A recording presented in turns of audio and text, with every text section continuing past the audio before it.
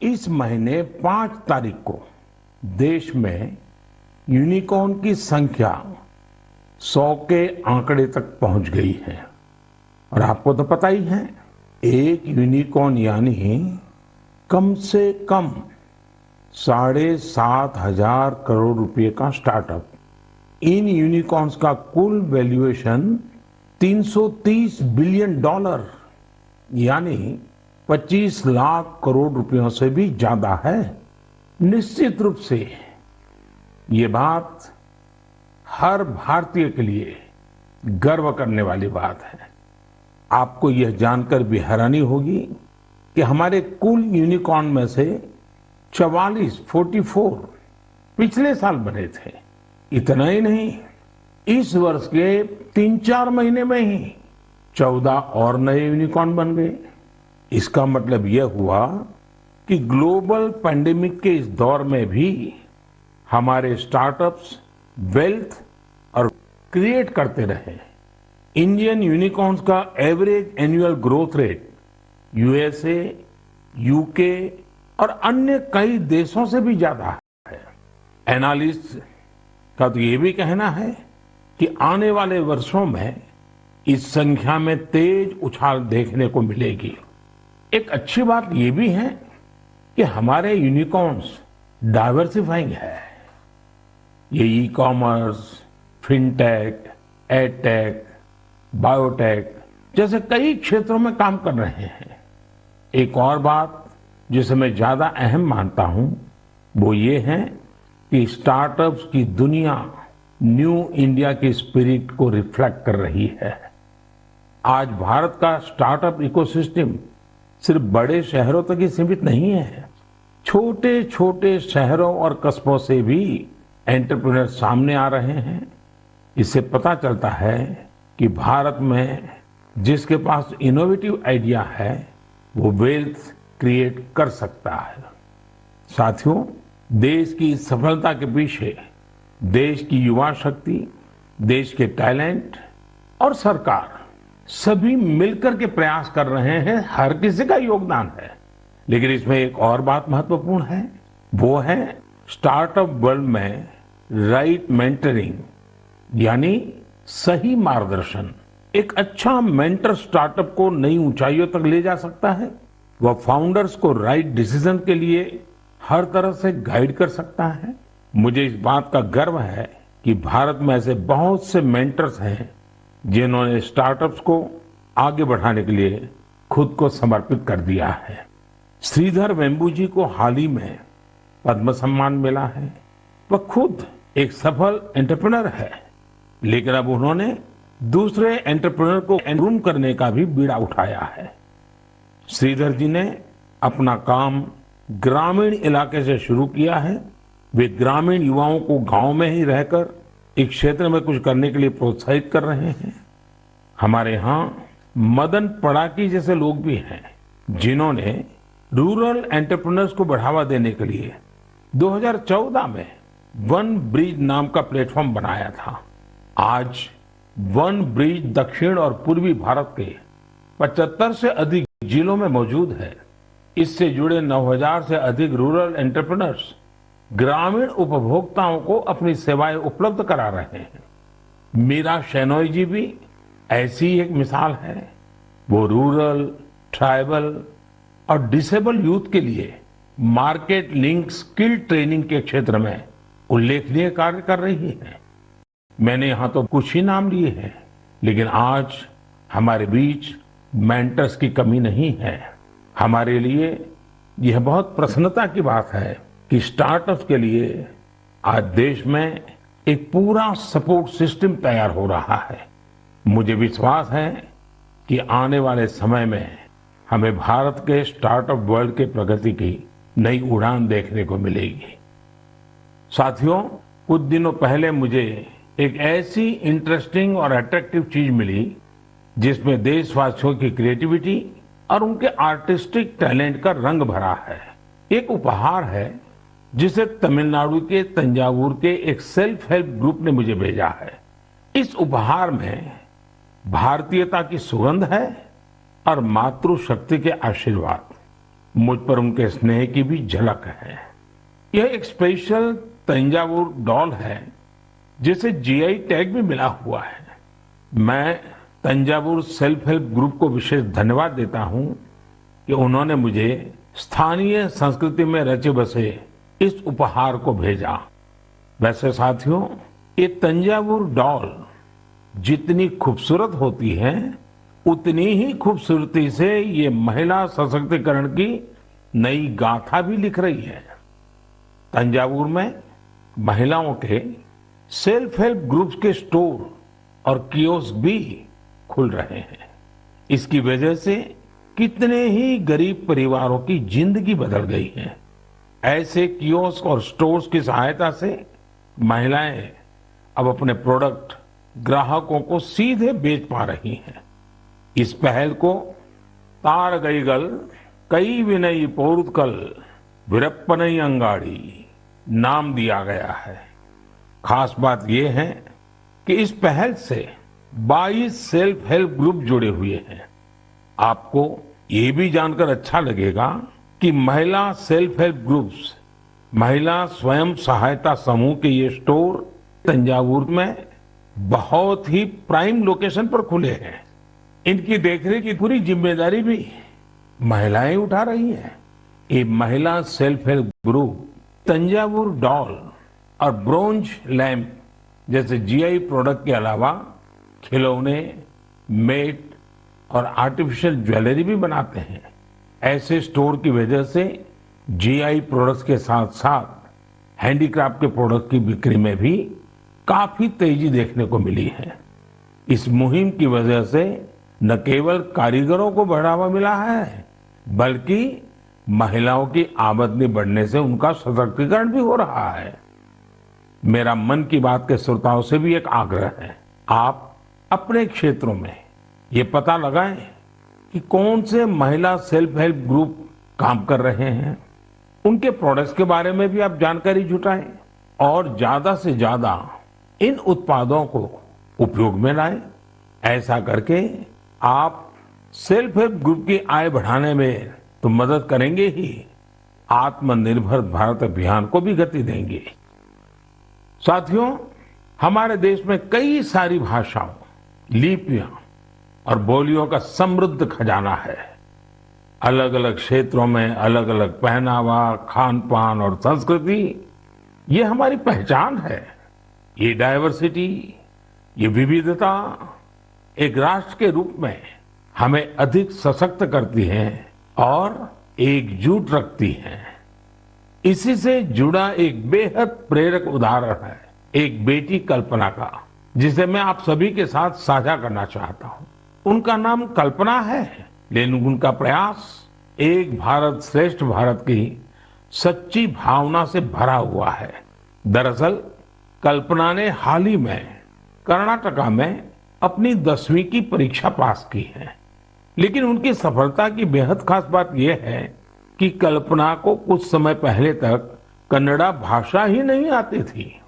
उन्होंने न सिर्फ 3 महीने में कन्नड़ा भाषा सीखी, बल्कि 92 नंबर भी मिला करके दिखाए। आपको ये जानकर हैरानी हो रही होगी, लेकिन ये सच है। उनके बारे में और भी कई बातें ऐसी हैं जो आपको हैरान भी करेगी और प्रेरणा भी देगी। कल्पना मूल रूप से उत्तराखंड के जोशीमठ की रहने वाली हैं। वे पहले टीबी से पीड़ित रही थी और जब वे 3री कक्षा में थी तभी उनकी आंखों की रोशनी भी चली गई थी। लेकिन कहते हैं ना, जहां चाह वहां राह। कल्पना बाद में मैसूरू की रहने वाली प्रोफेसर तारामूर्ति के संपर्क में आई, जिन्होंने न सिर्फ उन्हें प्रोत्साहित किया बल्कि हर तरह से उनकी मदद भी की। आज वो अपनी मेहनत से हम सब के लिए एक उदाहरण बन गई है। मैं कल्पना को उनके हौसले के लिए बधाई देता हूं। इसी तरह हमारे देश में कई ऐसे लोग भी हैं जो देश की भाषाई विविधता को मजबूत करने का काम कर रहे हैं। ऐसे ही एक साथी है पश्चिम बंगाल में पुरुलिया के श्रीपति टूडू जी। टूडू जी पुरुलिया की सिद्धो कानो बिरसा यूनिवर्सिटी में संथाली भाषा के प्रोफेसर हैं। उन्होंने संथाली समाज के लिए उनकी अपनी ओल चिकी लिपि में देश के संविधान की कॉपी तैयार की है। श्रीपति टूडू जी कहते हैं कि हमारा संविधान हमारे देश के हर एक नागरिक को उनके अधिकार और कर्तव्य का बोध कराता है। इसलिए प्रत्येक नागरिक को इससे परिचित होना जरूरी है। इसलिए उन्होंने संथाली समाज के लिए उनकी अपनी लिपि में संविधान की कॉपी तैयार करके भेंट सौगात के रूप में दी है। मैं श्रीपति जी की सोच और उनके प्रयासों की सराहना करता हूं। ये एक भारत श्रेष्ठ भारत की भावना का जीवंत उदाहरण है। इस भावना को आगे बढ़ाने वाले ऐसे बहुत से प्रयासों के बारे में आपको एक भारत श्रेष्ठ भारत की वेबसाइट पर भी जानकारी मिलेगी। यहाँ आपको खान पान, कला, संस्कृति, पर्यटन समेत ऐसे कई विषयों पर एक्टिविटीज के बारे में पता चलेगा। आप इन एक्टिविटीज में हिस्सा भी ले सकते हैं। इससे आपको अपने देश के बारे में जानकारी भी मिलेगी और आप देश की विविधता को महसूस भी करेंगे। मेरे प्यारे देशवासियों, इस समय हमारे देश में उत्तराखंड के 4 धाम की पवित्र यात्रा चल रही है।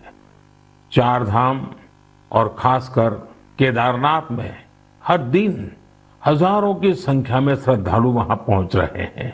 लोग अपनी 4 धाम यात्रा के सुखद अनुभव शेयर कर रहे हैं। लेकिन मैंने ये भी देखा कि श्रद्धालु केदारनाथ में कुछ यात्रियों द्वारा फैलाई जा रही गंदगी की वजह से बहुत दुखी भी है। सोशल मीडिया पर भी कई लोगों ने अपनी बात रखी है। हम पवित्र यात्रा में जाएं और वहां गंदगी का ढेर हो, ये ठीक नहीं। लेकिन साथियों, इन शिकायतों के बीच कई अच्छी तस्वीरें भी देखने को मिल रही हैं। जहां श्रद्धा है वहां सृजन और सकारात्मकता भी है। कई श्रद्धालु ऐसे भी हैं जो बाबा केदार के धाम में दर्शन पूजन के साथ साथ स्वच्छता की साधना भी कर रहे हैं।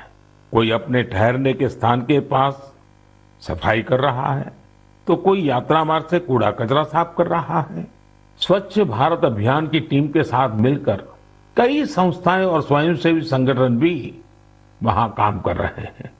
साथियों, हमारे यहाँ जैसे तीर्थ यात्रा का महत्व होता है, वैसे ही तीर्थ सेवा का भी महत्व बताया गया है।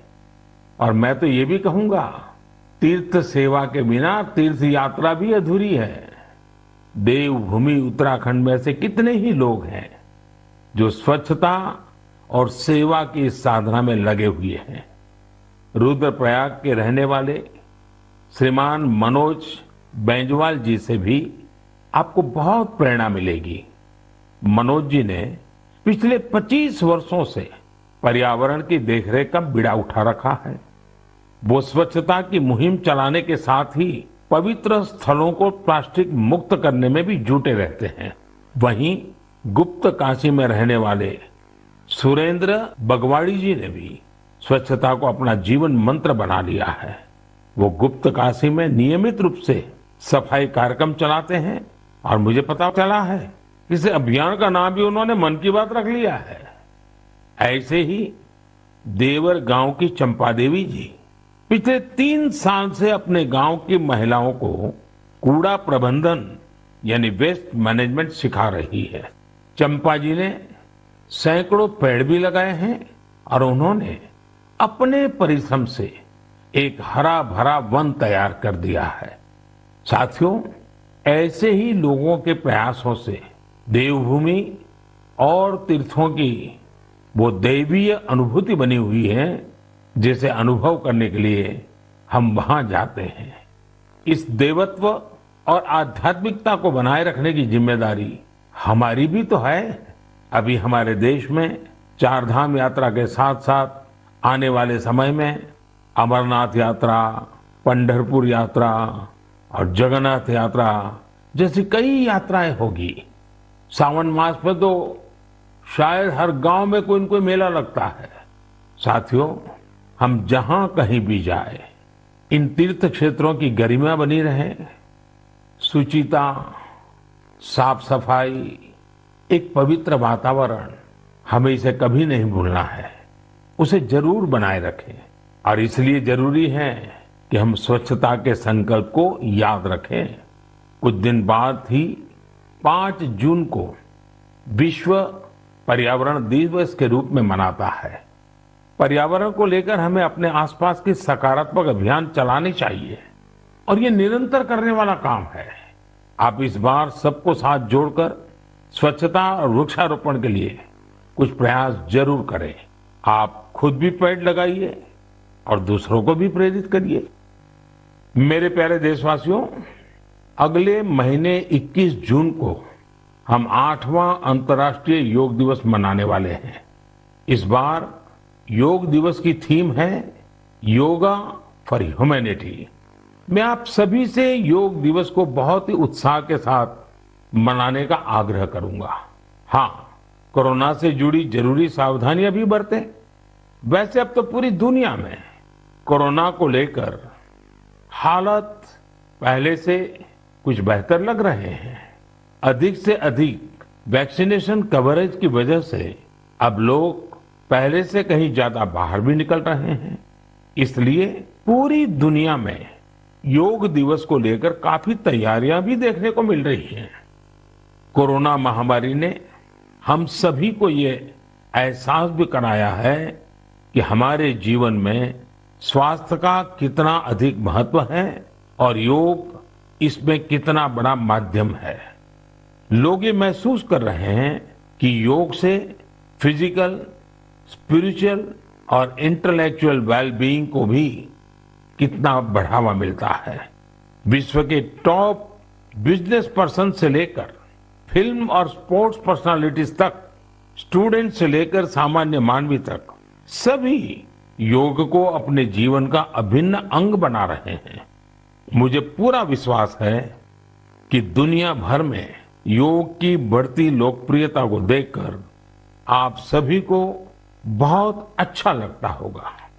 साथियों, इस बार देश विदेश में योग दिवस पर होने वाले कुछ बेहद इनोवेटिव उदाहरणों के बारे में मुझे जानकारी मिली है। इन्हीं में से एक है गार्डियन रिंग। एक बड़ा ही यूनिक प्रोग्राम होगा। इसमें मूवमेंट ऑफ सन को सेलिब्रेट किया जाएगा, यानी सूरज जैसे जैसे यात्रा करेगा, धरती के अलग अलग हिस्सों से हम योग के जरिए उसका स्वागत करेंगे। अलग अलग देशों में इंडियन मिशंस वहां के लोकल टाइम के मुताबिक सूर्योदय के समय योग कार्यक्रम आयोजित करेंगे। एक देश के बाद दूसरे देश से कार्यक्रम शुरू होगा। पूरब से पश्चिम तक निरंतर यात्रा चलती रहेगी। फिर ऐसे ही ये आगे बढ़ता रहेगा। इन कार्यक्रमों की स्ट्रीमिंग भी इसी तरह एक के बाद एक जुड़ती जाएगी, यानी ये एक तरह का रिले योगा स्ट्रीमिंग इवेंट होगा। आप भी इसे जरूर देखिएगा। साथियों, हमारे देश में इस बार अमृत महोत्सव को ध्यान में रखते हुए देश के 75 प्रमुख स्थानों पर भी अंतर्राष्ट्रीय योग दिवस का आयोजन होगा। इस अवसर पर कई संगठन और देशवासी ने अपने अपने स्तर पर अपने अपने क्षेत्र की खास जगहों पर कुछ न कुछ इनोवेटिव करने की तैयारी कर रहे हैं। मैं आपसे भी यह आग्रह करूंगा, इस बार योग दिवस मनाने के लिए आप अपने शहर, कस्बे या गांव की किसी ऐसी जगह चुने जो सबसे खास हो। ये जगह कोई प्राचीन मंदिर और पर्यटन केंद्र हो सकता है, या फिर किसी प्रसिद्ध नदी, झील या तालाब का किनारा भी हो सकता है। इससे योग के साथ साथ आपके क्षेत्र की पहचान भी बढ़ेगी और पर्यटन को भी बढ़ावा मिलेगा। इस समय योग दिवस को लेकर 100 डे काउंटडाउन भी जारी है, या यूं कहें कि निजी और सामाजिक प्रयासों से जुड़े कार्यक्रम 3 महीने पहले ही शुरू हो चुके हैं। जैसा कि दिल्ली में 100वें दिन और 75वें दिन के काउंटडाउन प्रोग्राम्स हुए हैं, वहीं असम के शिवसागर में 50वें और हैदराबाद में 25वें काउंटडाउन इवेंट आयोजित किए गए। मैं चाहूंगा कि आप भी अपने यहां अभी से योग दिवस की तैयारियां शुरू कर दीजिए। ज्यादा से ज्यादा लोगों से मिलिए। हर किसी को योग दिवस के कार्यक्रम में जुड़ने के लिए आग्रह कीजिए, प्रेरित कीजिए। मुझे पूरा भरोसा है कि आप सभी योग दिवस में बढ़ चढ़कर हिस्सा लेंगे, साथ ही योग को अपने दैनिक जीवन में भी अपनाएंगे। साथियों, कुछ दिन पहले मैं जापान गया था। अपने कई कार्यक्रमों के बीच मुझे कुछ शानदार शख्सियतों से मिलने का मौका मिला। मैं मन की बात में आपसे उनके बारे में चर्चा करना चाहता हूं। वे लोग हैं तो जापान के, लेकिन भारत के प्रति इनमें गजब का लगाव और प्रेम है। इनमें से एक है हिरोशी कोइके जी, जो एक जाने माने आर्ट डायरेक्टर है। आपको ये जानकर बहुत ही खुशी होगी कि इन्होंने महाभारत प्रोजेक्ट को डायरेक्ट किया है। इस प्रोजेक्ट की शुरुआत कंबोडिया में हुई थी और पिछले 9 सालों से ये निरंतर जारी है। हिरोशी कोइके जी हर काम बहुत ही अलग तरीके से करते हैं। वे हर साल एशिया के किसी देश की यात्रा करते हैं और वहां लोकल आर्टिस्ट और म्यूजिशियंस के साथ महाभारत के कुछ हिस्सों को प्रोड्यूस करते हैं। इस प्रोजेक्ट के माध्यम से उन्होंने इंडिया, कंबोडिया और इंडोनेशिया सहित 9 देशों में प्रोडक्शन किए हैं और स्टेज परफॉर्मेंस भी दी है। हिरोशी कोइके जी उन कलाकारों को एक साथ लाते हैं जिनका क्लासिकल और ट्रेडिशनल एशियन परफॉर्मिंग आर्ट्स में डाइवर्स बैकग्राउंड रहा है। इस वजह से उनके काम में विविध रंग देखने को मिलते हैं। इंडोनेशिया, थाईलैंड, मलेशिया और जापान के परफॉर्मर्स जावा नृत्य, बाली नृत्य, थाई नृत्य के जरिए इसे और आकर्षक बना देते हैं। खास बात यह है कि इसमें प्रत्येक परफॉर्मर अपनी ही मातृभाषा में बोलता है और कोरियोग्राफी बहुत ही खूबसूरती से इस विविधता को प्रदर्शित करती है। और म्यूजिक की डाइवर्सिटी इस प्रोडक्शन को और जीवंत बना देती है। उनका उद्देश्य इस बात को सामने लाना है कि हमारे समाज में डाइवर्सिटी और कोएग्जिस्टेंस का क्या महत्व है और शांति का रूप वास्तव में कैसा होना चाहिए। इनके अलावा मैं जापान में जिन अन्य 2 लोगों से मिला वे हैं आत्सुशी मात्सुओ जी और केंजी योशी जी। ये दोनों ही टेम प्रोडक्शन कंपनी से जुड़े हैं। इस कंपनी का संबंध रामायण की उस जापानीज एनिमेशन फिल्म से है जो 1993 में रिलीज हुई थी। यह प्रोजेक्ट जापान के बहुत ही मशहूर फिल्म डायरेक्टर युगो साकोजी से जुड़ा हुआ था। करीब 40 साल पहले 1983 में उन्हें पहली बार रामायण के बारे में पता चला था। रामायण उनके हृदय को छू गई, जिसके बाद उन्होंने इस पर गहराई से रिसर्च शुरू कर दी। इतना ही नहीं, उन्होंने जापानी भाषा में रामायण के 10 वर्जन्स पढ़ डाले और वो इतने पर ही नहीं रुके, वे इसे एनिमेशन में भी उतारना चाहते थे। इसमें इंडियन एनिमेटर्स ने भी उनकी काफी मदद की। उन्हें फिल्म में दिखाए गए भारतीय रीति रिवाजों और परंपराओं के बारे में गाइड किया गया। उन्हें बताया गया कि भारत में लोग धोती कैसे पहनते हैं, साड़ी कैसे पहनते हैं, बाल कैसे बनाते हैं, बच्चे परिवार के अंदर एक दूसरे का मान सम्मान कैसे करते हैं, आशीर्वाद की परंपरा क्या होती है, प्रातः उठ करके अपने घर के जो सीनियर है उनको प्रणाम करना, उनके आशीर्वाद लेना, ये सारी बातें अब 30 सालों के बाद यह एनिमेशन फिल्म फिर से 4K में रीमास्टर की जा रही है। इस प्रोजेक्ट के जल्द ही पूरा होने की संभावना है। हमसे हजारों किलोमीटर दूर जापान में बैठे लोग जो न हमारी भाषा जानते हैं, जो न हमारी परंपराओं के बारे में उतना जानते हैं, उनका हमारी संस्कृति के लिए समर्पण, ये श्रद्धा, ये आदर बहुत ही प्रशंसनीय है। कौन हिंदुस्तानी इस पर गर्व नहीं करेगा।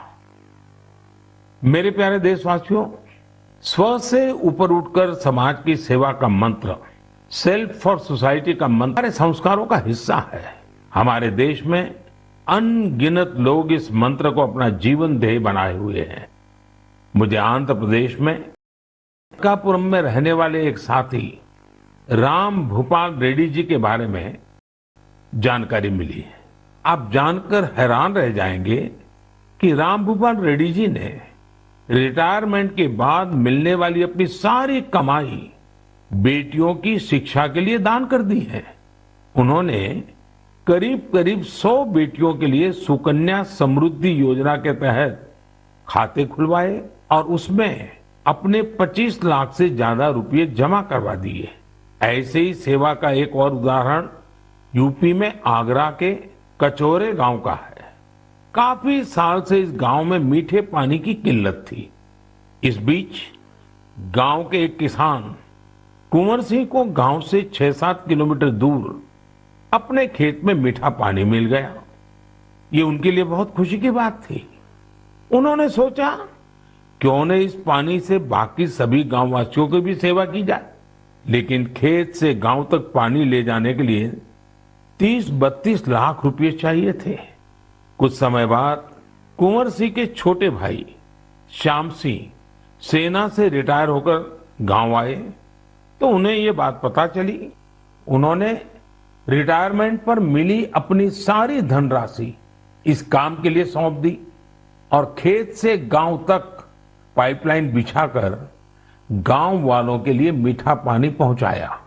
अगर लगन हो, अपने कर्तव्यों के प्रति गंभीरता हो, तो एक व्यक्ति भी कैसे पूरे समाज का भविष्य बदल सकता है, ये प्रयास इसकी बड़ी प्रेरणा है।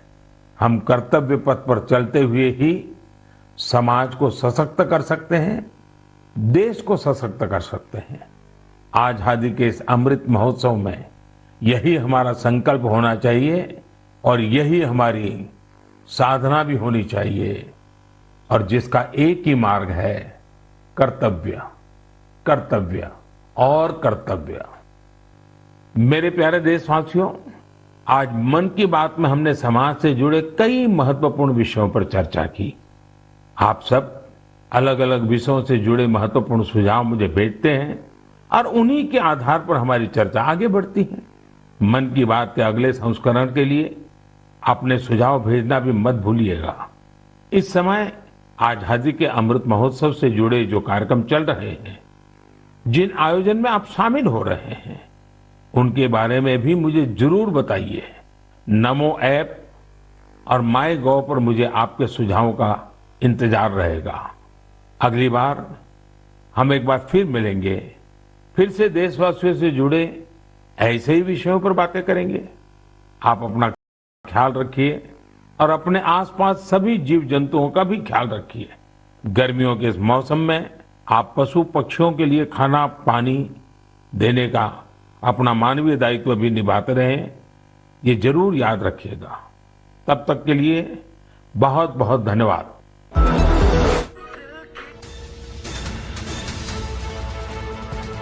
मन की बात कार्यक्रम का आपने प्रसारण देखा, जहां पर प्रधानमंत्री नरेंद्र मोदी की ओर से बड़ी बातें कही गई हैं और कई देश भारत से पीछे हैं। प्रधानमंत्री नरेंद्र मोदी ने साफ तौर पर कहा कि कई देश भारत से पीछे हैं और भारत में प्रतिभा की कोई कमी नहीं है। आज मन की बात में कई बड़ी बातें कही हैं प्रधानमंत्री नरेंद्र मोदी ने, और प्रधानमंत्री नरेंद्र मोदी ने मन की बात कार्यक्रम में संबोधित किया। उन्होंने साफ तौर पर कहा कि भारत में प्रतिभा की कोई कमी नहीं है। ये